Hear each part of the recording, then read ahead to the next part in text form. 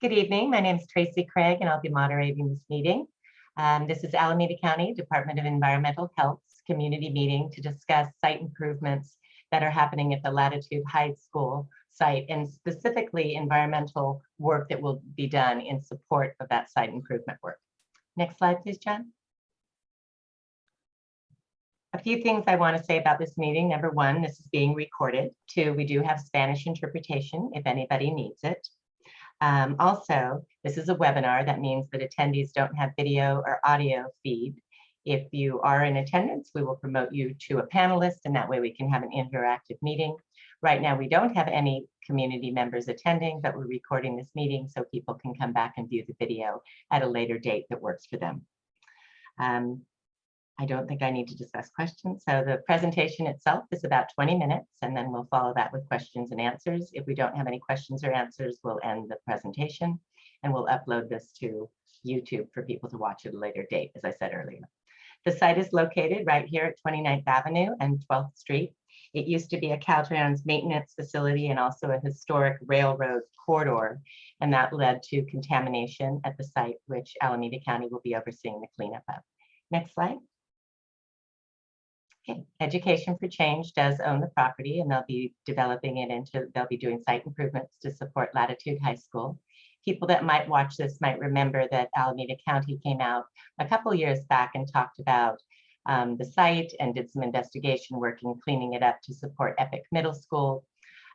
Since then, Education for Change has made a change, and they're going to be developing a high school here instead. City of Oakland has approved the construction activities for the high school site improvements. You can read what they are right here.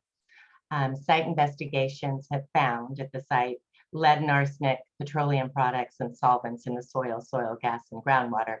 It's important to note Education for Change didn't contaminate the site, but they are cleaning it up to support this site improvement work.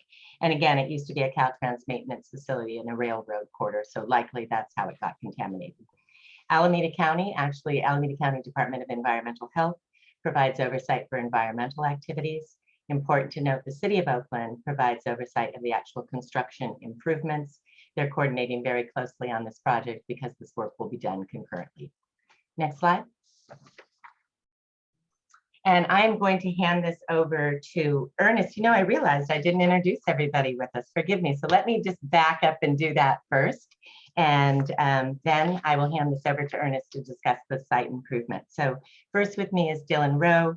She is Chief of Alameda County Department of Environmental Health, Land and Water. Dylan.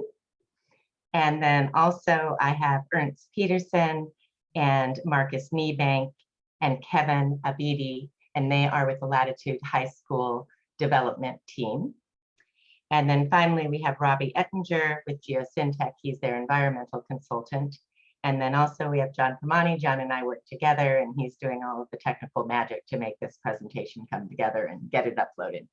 So thank you. Sorry about that glitch. And then I'd like to hand this over to Ernest Peterson, who's going to quickly discuss the site improvements, and then we'll get into the purpose of this meeting, which is really to discuss the environmental work that will be done to support site improvement work. Ernest? Great, thank you, Trey. Good to be here. So site improvements, I think just generally speaking, we're moving a site that was an industrial site, that was a storage site, and kind of vitalizing it and bringing it to life to serve the community.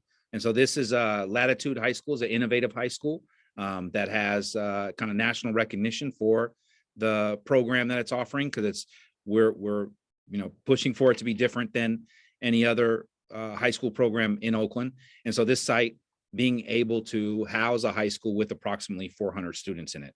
And so modernizing it through the HVAC systems, the electrical, adding seismic improvements, and structural improvements, things like lighting and electrical vehicle parking charging stations to bring it kind of to a LED standard. And also a significant amount of the work that we're going to talk about today is the grading and the work on the 12th Street side, what we call the 29th Street side of the property. And that's going to include basketball courts, foosball court, and so on. Trace that. This is actually a charter school, isn't it? Yes, ma'am. Yeah, okay. So John, next slide.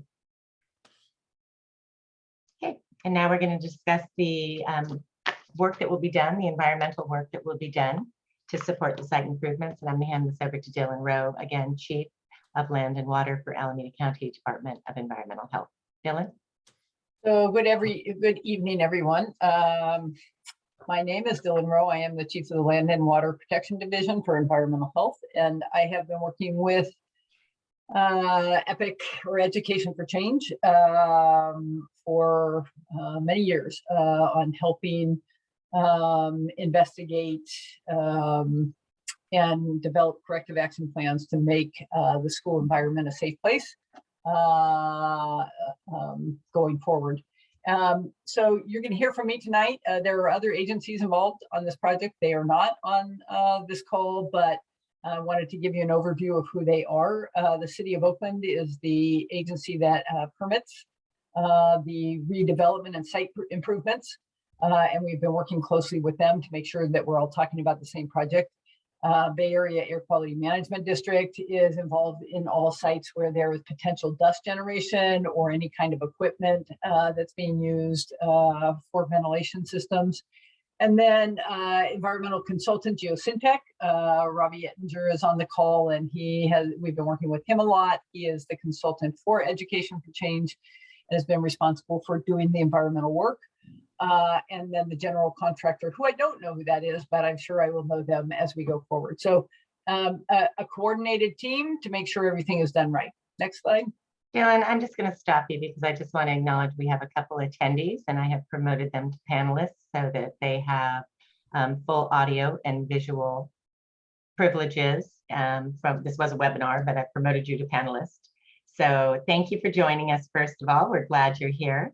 Second, if you'd like to ask a question, you can raise your hand or you can type it in the chat or the Q&A box.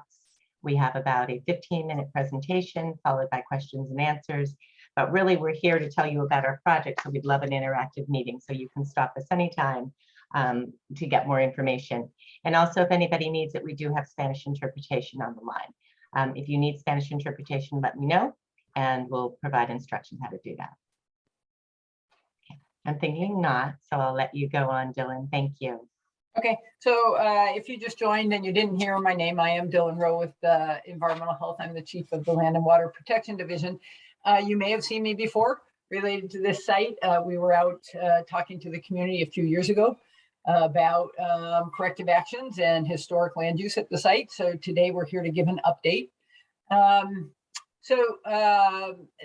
EPIC, I'm going to keep calling you EPIC, Education for Change, and their environmental consultant have submitted a corrective action plan to us. They're in the documents are in a case file that we're going to give you a link to if you care to look at them. And we have approved the corrective action plan, and they are actions that are going to be implemented this summer, spring and summer, in conjunction with the site improvements to for the new Latitude High School, and they are going to include. Hang on one second. I need to feed them quickly. I'm on a community meeting. Sorry, I have screaming cats in the background. So if you hear them, I am asking my wife to feed them quickly and remove them from the kitchen. The corrective actions at the site are going to involve some excavation. There's different areas of the site that have some contamination from the old historic land use. Not contamination that Education for Change put there, but contamination associated with the site being used as a Caltrans maintenance facility, and then part of the site being used as an old railroad corridor. So we're going to be doing some limited excavation of contamination with petroleum constituents and some groundwater remediation of those same petroleum constituents related to underground storage tanks, and then limited excavation of some lead impacted soil that's in shallow soil. And then the site is going to be, anything that remains is going to be capped with some kind of hardscape or buildings. Basically, the whole site will have a surface that will prevent any contact with students or staff or construction and maintenance workers with any remaining contamination at the soil, at the site. And then the last thing is, we talked about this a few years ago, but installation of some systems inside the building. They're called vapor mitigation systems, to make sure that the air is clean and safe for students and staff at the school. Next slide. So just a little bit more. This is the kind of equipment that you would see out there doing this. Again, we're going to be excavating soil. Soil that gets excavated at the site will be taken off-site to a licensed landfill. And then everything else will be underneath the new asphalt surfaces or the existing buildings and hardscape. And again, I talked a little bit about a small area where there's going to be a little bit of groundwater remediation when the excavation takes place. And that work is going to go from April through June. And that timeline is there to support the reopening of the school in August of 2020, or the opening of the school in 2020. Next slide. So this is a figure of the school looking down on top of it from the sky. And basically there are these two little areas. One is has a pink triangle around it, and the other one has a yellow circle around it. Those are the two areas where there's going to be some targeted removal of contaminated soil that we talked about. And then and the groundwater remediation is going to occur over there in that yellow circle.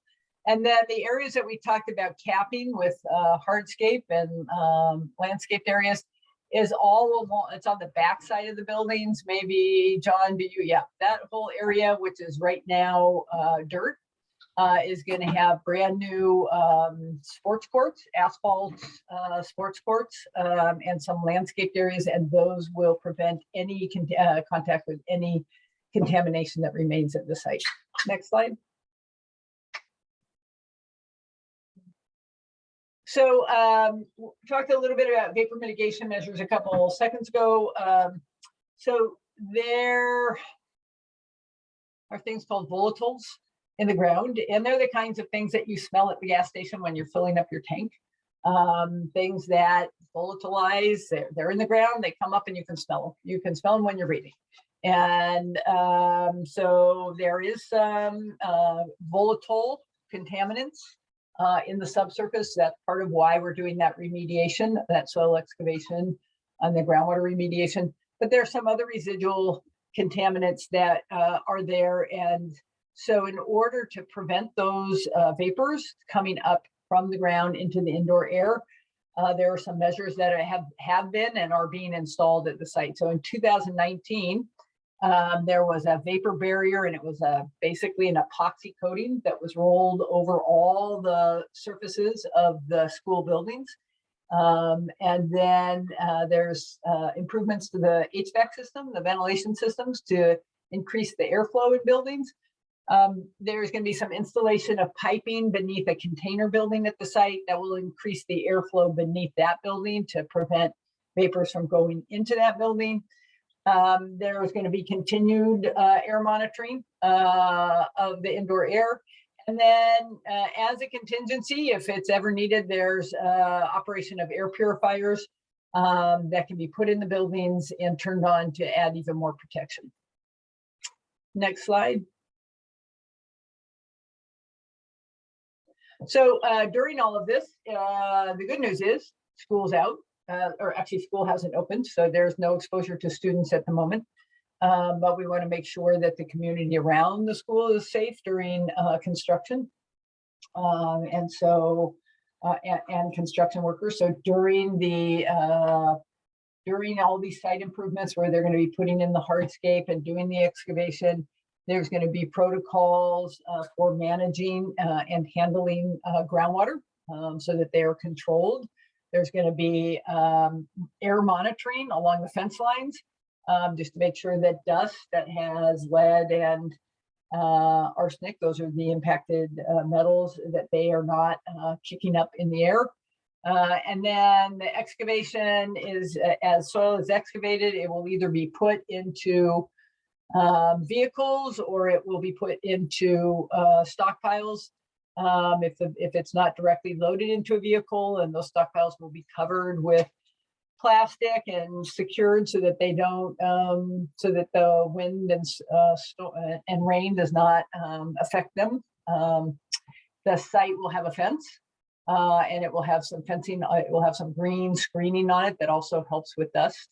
And there will be protocols about limiting truck speed. So if you do live in the vicinity of the neighborhood and you see things not happening, there's going to be phone numbers, and we want you to tell us so that we can make sure they are handled.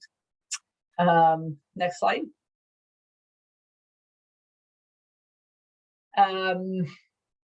We care about air. This is in an area where we want to limit truck idling and diesel emissions. We want to prevent things coming, contaminated soil going out onto the street that travels with trucks. We want to make sure trucks are in good working order, and then that the trucks leaving the site go to an approved Oakland truck route that the city of Oakland approves for the movement of the trucks on the street. And then the construction workers will park on site so that they will not be impacting the neighborhood with parking. Next slide. I'm going to turn this back over to Tracy. She is your communications person. If you have questions, please call her. So does anybody have questions yet? I'm just curious. Okay. There will be site signage out there, and most notably, I am the contact for the site. So if there's something out there, whether it's related to Alameda County's work or the construction work, which is overseen by the city of Oakland, you can call my cell phone number and I will respond. And that number, John will put it in the chat box, and we'll also get to it in a minute. And hi, Lillian, good to see you. Glad you're here.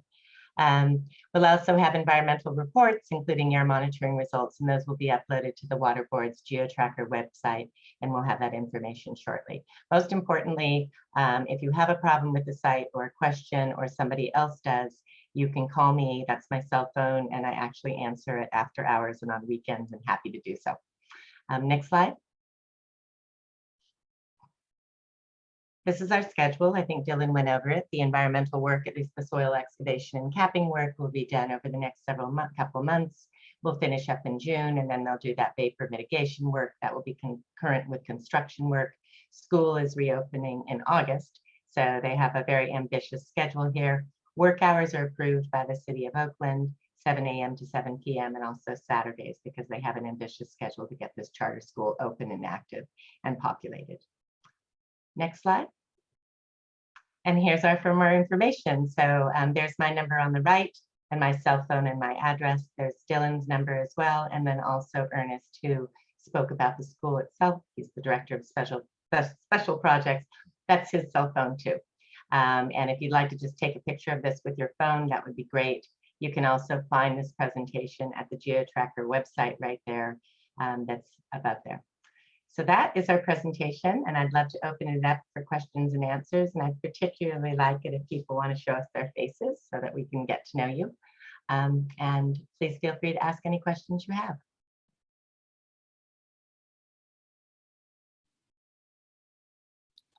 This is Lillian. I'm the school principal at Latitude. I don't know that I have a question, but I just want to extend huge gratitude to everyone on this call, especially Dylan. I feel like you've been with us since the beginning of this process, and just tremendous gratitude for helping us get close to the finish line. So just wanted to extend my gratitude on behalf of all of our students and families in our whole community. Yeah, oh, that's so nice, Lillian. And I'm going to ask you to do me a favor and just write Dylan a letter saying that, because it would be nice for her bosses to see that. Yeah. Because she does move mountains to get work, to get schools open and important projects in land redeveloped and vulnerable communities. And she really needs to be recognized for that. So if you take 15 minutes and write a letter and send it to me and to Dylan, we'll make sure that her bosses get it. Definitely. I can definitely do that. I'm going to follow up with you. I appreciate that, Lillian, and it's been a long haul, and it's really, really good to be seeing this, having this actually come to fruition. I know you guys have all been working hard, and this is a great school. I wish Hasten was here with us to celebrate it, but I'm really glad, and I appreciate you a lot for saying that. Appreciate that a lot. Sure. Other questions or comments?